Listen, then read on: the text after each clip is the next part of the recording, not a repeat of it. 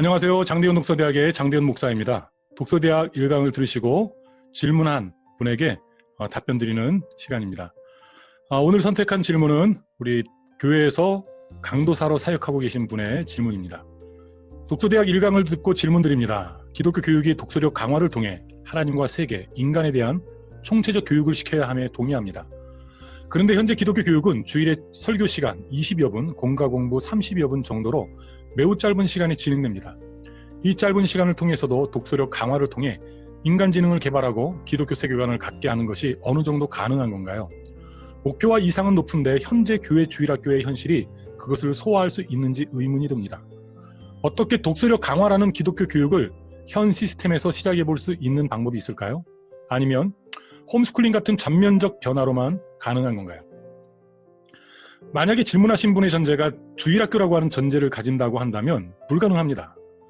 주일학교가 교회학교의 전부로 여겨지는 상황, 그리고 그것이 전부인 교회에서 지금 말씀하신 이 부분, 그리고 1강에서 강조한 그 부분은 실현 불가능합니다. 주일학교의 중요성을 약화시키거나 주일학교를 무시하는 것이 아닙니다. 주일학교의 역할이 있습니다. 구원을 선포하고 복음으로의 초청, 여러분들 믿음은 단번에 잠깐 동안이라도 하나님의 은혜로 믿음은 선물 받을 수 있습니다. 그런데 믿음이라고 하는 것은 우리의 시작이지 우리의 완성이 아닙니다. 여러분, 교육이라고 하는 것을 통해서 도달할 수 있는 그 지점은 어떤 인간의 그 욕망을 추구하는 것만이 아닙니다. 하나님이 창조하신 인간, 무엇보다도 우리에게 동물과의 그 차이로 선물하신 하나님의 형상으로서의 우리 인간 지능이 있지 않습니까? 그 인간 지능이 교만하여서 하나님을 반역하고 때로는 하나님을 욕되게 하는 망령되 일컫는 도구로도 사용될 수 있지만, 하나님의 말씀을 우리에게 주셨고 또한 하나님의 역사를 이루어 가시는 것도 바로 인간 지능이라고 하는 그 부분을 우리는 기억해야 됩니다. 그런데 오늘 교회학교를 대변하는 주일학교는 어떤가요? 말씀하셨던 것처럼 설교 시간 20여 분, 공강 공부 시간 30여 분, 그것조차도 듣기를 중심으로 한 문화가 교회 안에 가득 차 있습니다. 독서력 강화라고 하는 것은 독서가 진행이 되고 있어야 됩니다. 그런데 주일학교는 교회에 읽기가 있습니까? 없습니다. 읽기라고 하는 것은 일반적인 교회에 있어서는 잃어버린 교육입니다. 더군다나 여기서 말하는 이 독서력 교육, 독서력 강화는 글쓰기를 포함하고 있습니다. 읽기를 잃어버린 교회 안에 쓰기라고 하는 것은 하나님이 하나님의 말씀을 우리에게 전달한 방식 자체가 쓰기인데, 우리에게 글쓰기는 잃어버린 교회 교육의 또 다른 일면입니다. 그래서 목표와 이상은 높은데 현재 교회 주일학교의 현실이 그것을 소화할 수 있는지 의문입니다. 소화할 수가 없습니다. 이 목표를. 만약에 주일학교를 통해서 무언가를 시도하려고 한다면 지금의 현 시스템에 변화를 줘야 됩니다. 설교는 중요하고 하나님 말씀으로의 초대, 예수 그리스도의 복음으로의 초대, 설교를 통해 충분히 가능합니다. 그러나 그 이후에 플러스 알파로 잃어버린 읽기와 잃어버린 교육으로서의 쓰기가 보강되어져야 합니다. 어떻게 독서력 강화라는 기독교 교육을 현 시스템에서 시작해 볼 수 있을까요? 말씀드렸던 주일에 정해진 이 시간에 우리 듣기뿐만이 아니라 읽기의 문화, 그리고 글 쓰는 그 문화를 어떻게 세워갈 것인가에 대해서는요, 교회 교육자 그리고 의결권자들에 의해서 고민되어야 될 부분들이고요. 아무리 주일날 노력한다고 할지라도 이 시간만으로는 절대 부족합니다. 여러분들 독서력 강화조차도 질적인 강화가 먼저 일어날 수가 없습니다. 양적 강화가 먼저 일어나야 됩니다. 양적 독서가 질적 독서를 낳듯이, 양적 글쓰기가 질적 독서로 나아가듯이 오늘 우리 교회 학교의 기독교 교육을 위한 시간 확보가 필요합니다. 그러기 위해서는 주일학교만이 아닌 주중 교회 학교의 개념이 도입되어야 됩니다. 옛날부터 주중 교회 학교에 대한 시도들은 다양한 형태로 있었습니다.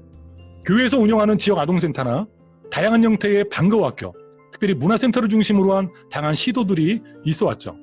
그러나 지금 1강에서 제가 말씀드렸던 기독교 교육에서의 독서력 강화, 하나님 세계 인간에 대한 총체적인 교육에서 얘기하는 것은 문화센터의 예술교육이나 그리고 교회 방과후학교에서 진행되는 일반적인 학교 교육의 보수 과정으로서는 도달할 수 없는 목표입니다. 어떻게 독서력 강화를 현 시스템에서 적용해 볼 수 있을까요? 새로운 시스템을 만들어야 됩니다. 방과후를 통해서 교회 학교를 통한 시간을 마련하고요. 절대 시간이 마련돼야 됩니다. 그 시간을 확보하고 그 시간 안에 새롭게 디자인된 기독교 커리큘럼이 세워져야 됩니다. 그 커리큘럼은 듣는 문화만이 아니라 읽기와 쓰기의 형태로 시도되어져야 됩니다. 예를 든다면 저희 교회 안에서는 아침학교라고 하는 시스템을 2009년도부터 시작해왔습니다. 아침학교는 아침 7시 45분부터 8시 45분까지 대부분 초등학생들을 대상으로 등교 전 진행되는 학교입니다. 월화수목금 매일 1시간씩이 확보되기 때문에 일주일에 5시간, 한 달이면 20시간 이상의 시간이 확보됩니다. 그러면 그 시간을 통해서는 대부분 강의를 하거나 그런 것이 아니라 가끔가다 공동체를 위한 여러 가지 레크레이션이나 그런 부분도 할 수 있지만 90% 이상은 읽기를 중심으로 합니다. 그리고 10%는 쓰기로 그리고 말하기로 그들이 읽은 것에 대한 어떤 그 부분을 확인하는 부분으로 갑니다. 인원도 많이 필요 없습니다. 1명 정도의 관리자만 있으면 되고요. 물론 책들이 충분히 확보가 돼 있어야죠. 저희 같은 경우는 저만의 십지물로 독서법이 있기 때문에 매일매일 읽는 책의 분야를 달리합니다. 예를 들어 월요일 날은 오늘은 역사 중에서도 인물, 그 중에서도 세계 인물에 대한 책을 봅니다. 화요일 날은 한국 인물에 대해서 봅니다. 수요일 날은 자연과학 속에서도 동물학에 대해 봅니다. 목요일 날은 식물학에 대해 봅니다. 그러니까 이 아침학교라고 하는 것을 통해서 엄청난 목표를 추구하는 것이 아니라 문화를 만드는 거죠. 읽는 문화. 수용을 통해서 하나님이 천지창조하신 세계의 다양한 정보와 지식들을 수용하는 겁니다. 그리고 어느 정도 수용했는지, 잘 수용했는지 그 부분을 서로의 하브루타를 통해, 그리고 앞에 나와서 하는 발표를 통해, 그리고 간략한 글쓰기를 통해 점검하는 정도입니다. 그리고 방과후 학교는 글쓰기를 중심으로 합니다. 그리고 토론을 중심으로 합니다. 70% 저는 쓰기와 그리고 토론을 중심으로 하고요. 그리고 30%를 강의 듣기와 읽기를 중심으로 진행해 나갑니다. 지금 이 부분은 주일날 진행되는 주일학교뿐만 아니라 주중에 진행되는 주중교회학교, 그리고 마지막에 말씀하셨던 가정의 도움이 절대적으로 필요합니다.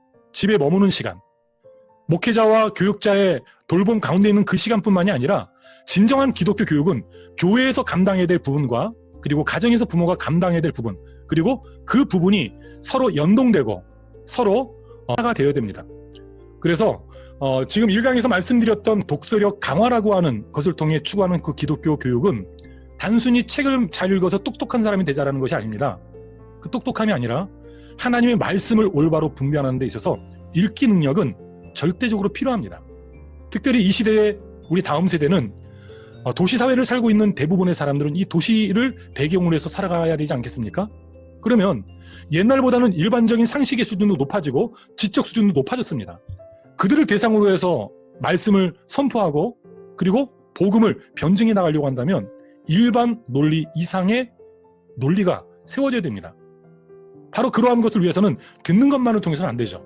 설교를 통해 끊임없이 복음의 전체상을 이야기하고 동기를 부여하고 그 믿음을 확고히 해나가되 말씀을 읽고 세상 문화에 대한 다양한 책들을 읽고 그리고 글쓰기와 말하기를 통해 표현하는 과정을 통해 지금 우리가 추구하는 그 목표를 추구해 갈 수가 있습니다.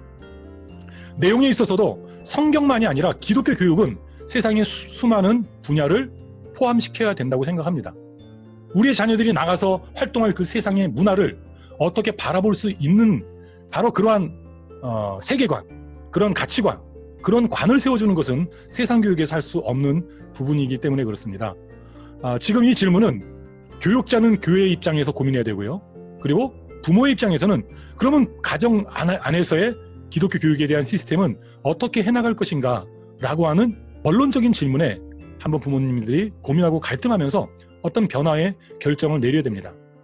이번 코로나로 인해서 가정과 교회 안에 예전에는 드러나지 않았던 문제들이 드러나고 있습니다. 시간이 많이 확보됐습니다. 가정에서 아이들과 부모들이 함께 머무르는 시간이 많아졌습니다.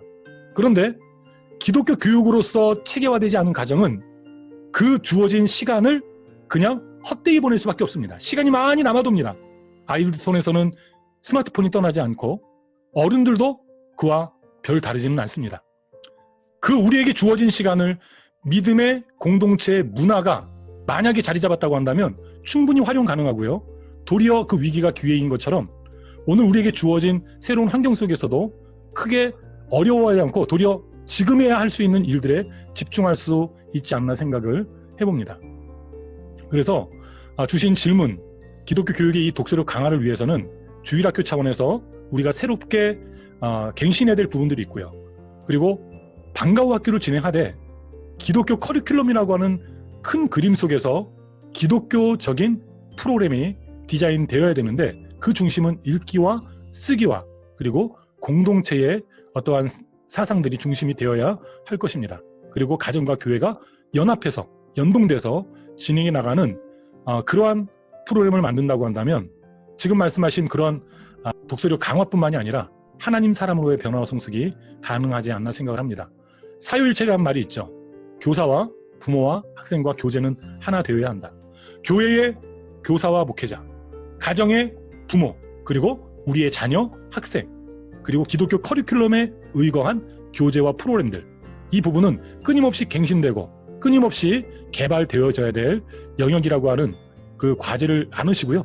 항상 일상 속에서 고민하고 갈등하면서 새로운 변화를 위해 추구해 나가는 우리 수강생들 되시기를 기도하겠습니다. 감사합니다.